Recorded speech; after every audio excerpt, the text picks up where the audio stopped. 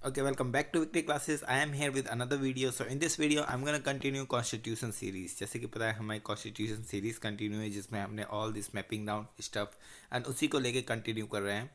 And जैसे कि पता है हमने last time article continue कर रहे थे. पहले हमने पूरी mapping down करी किस तरीके से कॉन्स्टिट्यूशंस होता है पूरा और उसमें क्या क्या इंग्रेडिएंट्स होती है. जैसे कि शेड्यूल पढ़ा हमने, फिर जो भी होता है पार्ट्स होते हैं उसमें पार्ट में डिवाइडेड होते हैं, उसके अंदर आर्टिकल्स होते हैं 400 प्लस.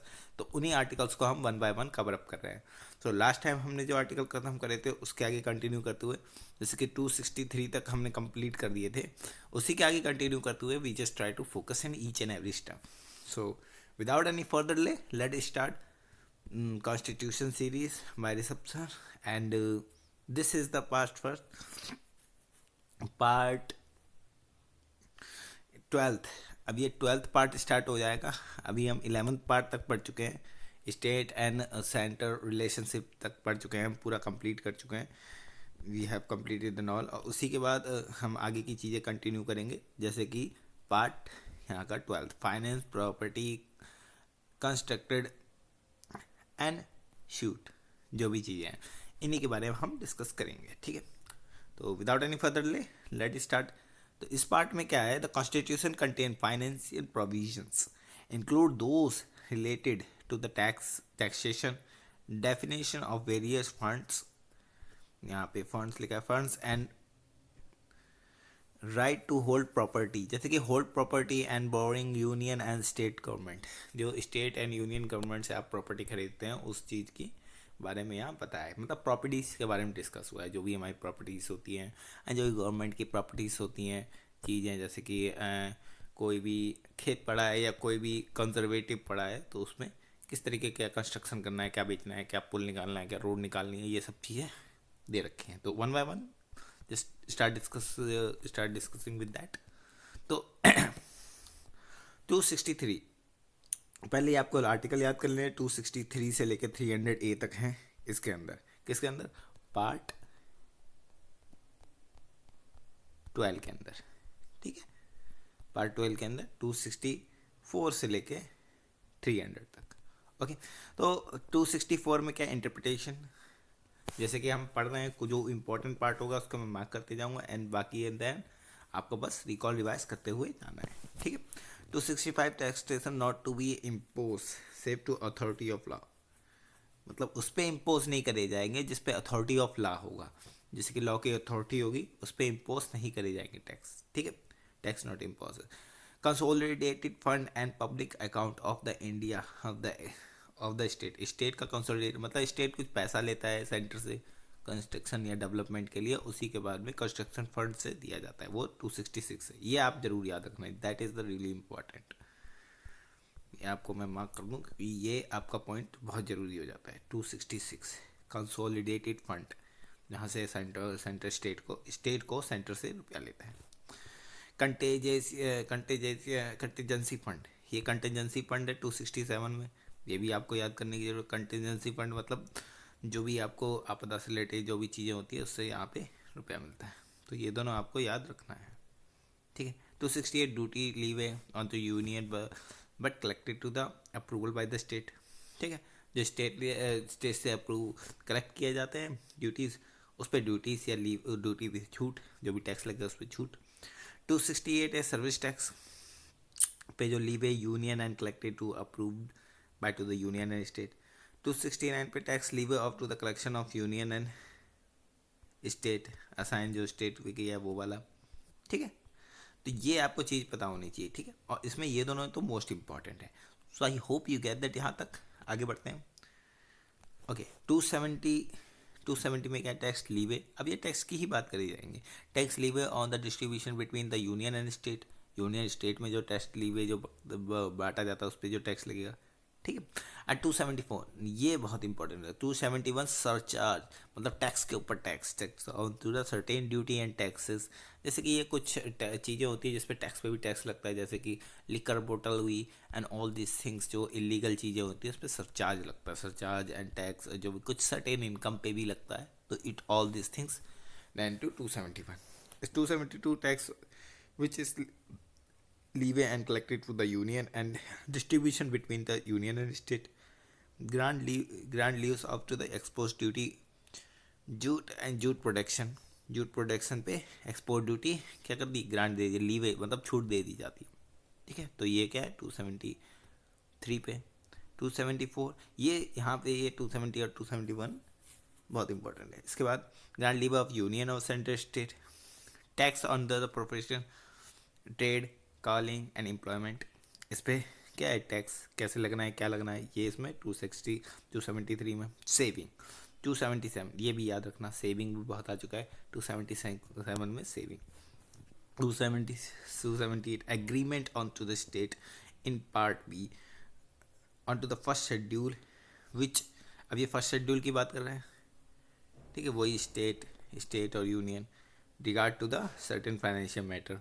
तो ये state in the part B में जो स्टेट आते हैं उनके फर्स्ट शेड्यूल से लेके फर्स्ट शेड्यूल में जो स्टेट आते हैं उसके फाइनेंशियल मैटर पे एग्रीमेंट, वो स्टेट 273 में।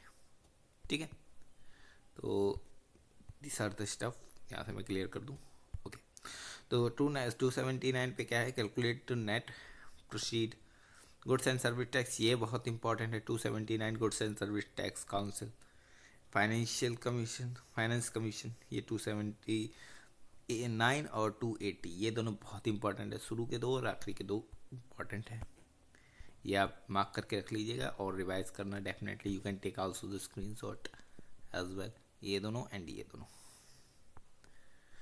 सो आई होप यहाँ तक आपको समझ में आ गया होगा। Okay, 281 recommendation of to the finance commission, इनका रिकमेंडेशंस जो भी होता है। And 282 expenditure and defrayable of by union and the state out of its revenue, इस रेवेन्यू के आउट ऑफ हो जाता है तो इस चीज़ में। ठीक है, 283 consolidated and custody to the fund to the contingency fund and to the money created to the people account में जो क्रिएटेड होता है उसको रिगार्डिंग ये सब दे रखा है। कंसोलिडेटेड एंड कंसिडरेटेड जो ETC जो भी कुछ होता है। तो फिलहाल तो आपको 81 ही याद रखना है। Custody of to the suitor deposit and to the money receiver by to the public service and court, exemption of to the property and union or state taxation से जो एग्जाम्पल छूट मिलती है, exemption, restrictions as to the impose of to the tax on to the sale and purchase of the gold, जो impose होता है उस पर रिस्ट्रिक्शन लगाई जाती है कुछ वस्तु पे, कुछ चीज़ से, जैसे चाइना से जो आइटम आता है वो थोड़ा बैन किया जाता है, जो भी करा जाता है वो impose. Exemption of the test of electricity पे टैक्स, जो छूट अभी जो छूट चल रहा है जैसे कि हमारे यूपी में, तो ऑल दिस थिंग्स। ये 288 exemption of taxation state and to the representative of water and electricity certain cases पे वाटर ऑफ इलेक्ट्रिसिटी पे, ये आपको याद रखना है 288, ये बहुत इंपॉर्टेंट हो जाता है and the most of the time पूछा गया है, ये आपको याद रखना है, ये मार्क कर दिया मैंने। 289 property up to the income in the state, ठीक है, जो स्टेट पे इनकम कमाई जाती है उस पर adjust to the respect of the exemption and to the prisoner पे जो वहाँ पे वो कमाते हैं उस चीज़ का है। ठीक है, सॉरी पेंशनर जो कमाते हैं, जो चीज़ें होती हैं, जो भी उनको पेंशन मिलती है उस पर जो भी एडजस्टमेंट चीज़ें होती हैं। Annual payment of to the certain Devaswom fund, जो देवाश्वोम फंड है उससे क्या है एनुअल पेमेंट करी जाती है उस चीज़ में। प्राइवी पर सम ऑफ द रूल, ये सर्टेन रूल है, वो रूल के हिसाब से लगते हैं। ठीक है, आई होप यू गेट दैट, यहाँ तक आपको समझ में आया होगा। आगे बढ़ते हैं। उसके बाद अब ये बोरिंग जब लेते हैं, जब गवर्नमेंट ऑफ इंडिया रुपया लेती है किससे, RBI से कुछ चीज़ में, तो उसका इंटरेस्ट वगैरह टैक्स वगैरह 292। ठीक है, जब आप उनका सरपास निकल जाता है ऑल दिस थिंग्स, तब ये पैसे बोरो करती है। बोरो बाय स्टेट के द्वारा कुछ लिया जाता है, कभी सेंटर से लेती हैं, कभी RBI से लेती हैं, बैंक से लेती हैं। ठीक है, 294 succession of to the property assets right liberty and obligation. 295 में succession of to the property and assets right liberty and obligations all other cases. 295 property acquiring to the except and left on to the bound. Left bound मतलब जब कई तरीके से property income बढ़ने लगती है ना, ऑल दिस थिंग्स, उस तरीके के में टैक्सेस का एग्जम्पशन होता है. Things of to the value within the territory, water and contagious self and resources of executive economic executive zone. ये इकोनॉमिक एग्जीक्यूटिव जोन वो होता है जो पानी का स्तर होता है. पानी के स्तर से वो मैंने आपको, जैसे कि आपको जब मैंने ज्योग्राफी पढ़ाई थी तो आपको बताया था, एक टेरिटोरियल होता है, एक EEZ पढ़ाया था, वही है एक्सक्लूसिव इकोनॉमिक जोन. जब पानी के स्तर से आप आगे जाएंगे उसका टैक्सेशन वास्ट द यूनियन. ठीक है. तो टू टाइम अब इसमें क्या होता है ना, अगर आपको नॉलेज होती है you can get the idea with that. ठीक है. अगर आपको नॉलेज नहीं है तो डेफिनेटली यू कैन, ऐसे मैंने कराया था 15.2 किलोमीटर के हिसाब से ये जगह घेरी जाती है. All this thing economic exclusive economic zone. ठीक है. Power of the carry off the trade.